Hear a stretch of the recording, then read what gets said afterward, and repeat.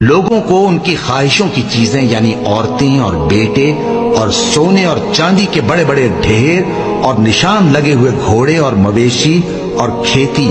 بڑی زینت دار معلوم ہوتی ہیں، مگر یہ سب دنیا ہی کی زندگی کے سامان ہیں اور اللہ کے پاس بہت اچھا ٹھکانہ ہے۔ اے پیغمبر ان سے کہو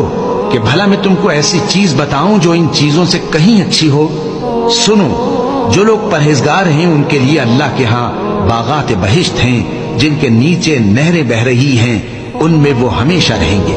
اور پاکیزہ بیویاں ہیں، اور سب سے بڑھ کر اللہ کی خوشنودی۔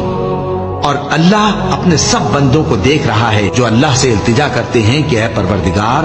ہم ایمان لے آئے سو ہم کو ہمارے گناہ معاف فرما اور ہم کو دوزخ کے عذاب سے محفوظ رکھ۔